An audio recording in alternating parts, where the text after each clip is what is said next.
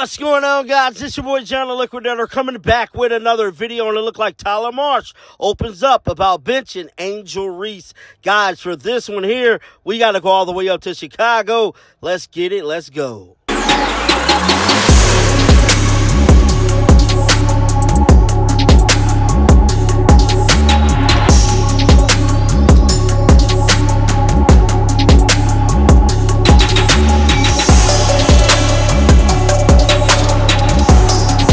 Now, I am here to tell you guys, man, when it comes to the Chicago Sky, no one could have predicted that this team was going to be this bad. I mean, they are horrible, bro. I mean, my goodness. If you guys haven't heard by now, the Chicago Sky has lost another damn basketball game, this time to the hands of the Phoenix Mercury. The Phoenix Mercury put BTA all over the Chicago Sky. And I'm here to tell you, Tyler Marsh is getting the focal point of the blame, bro. But to me, you have to blame the players of this damn basketball team, starting with the leader of the team. I just gotta be honest. That is Princess Barbie Angel Reese. Man, she's been trash. Just horrendous. I just gotta be honest. And today, Tyler Marsh had to sit Angel Reese down to remind her, you ain't all that, dog. I don't know what the situation is with Angel Reese and the Chicago Sky basketball team, but they just cannot find a way to get consistent wins offensively, defensively.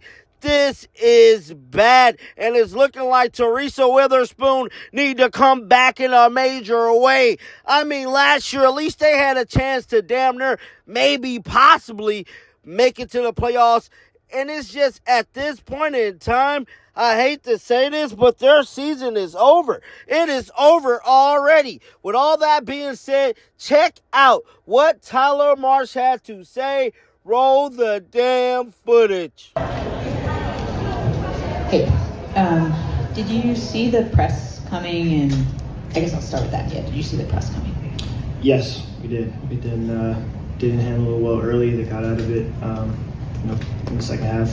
They ran out of it, but yes, we were aware of it. And then you guys spent the week working on handling pressure, and then this game was tough.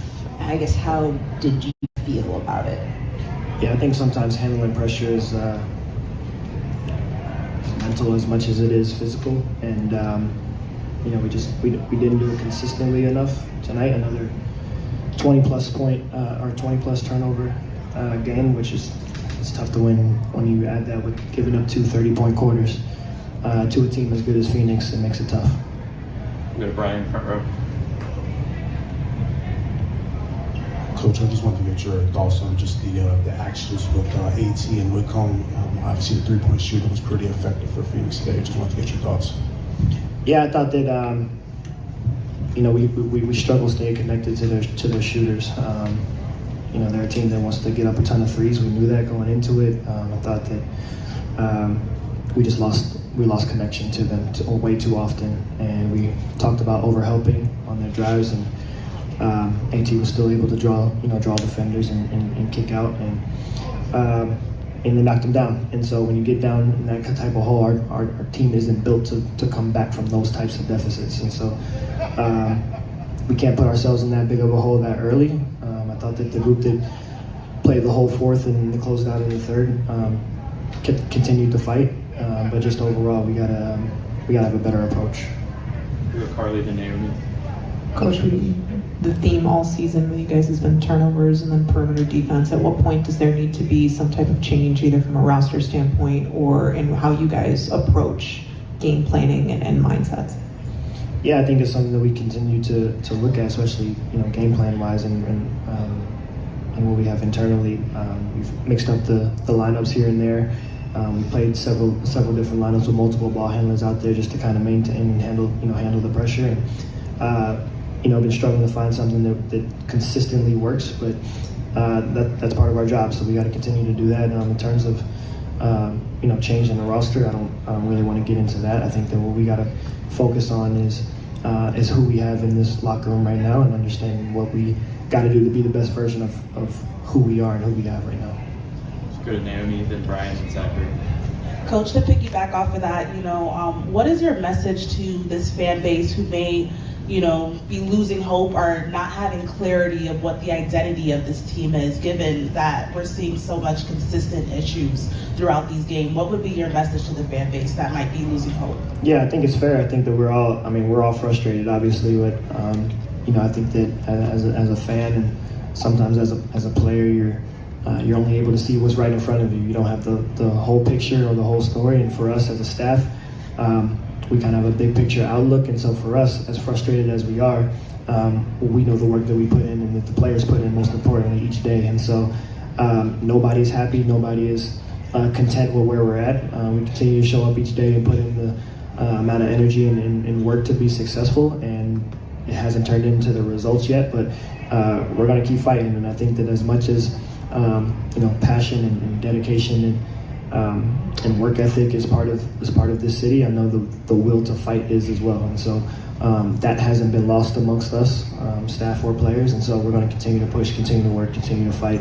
And I think as a coach, you can't fully invest with outside noise. You got to lock in for your players and stay consistent for them and keep them believing. And I think we do. Last few, we'll go Brian and Zach. So, Coach, the half-court sets in the first half, you guys were, really getting the ball into Camilla. But what did you see there in that third quarter that kind of got out of control for you?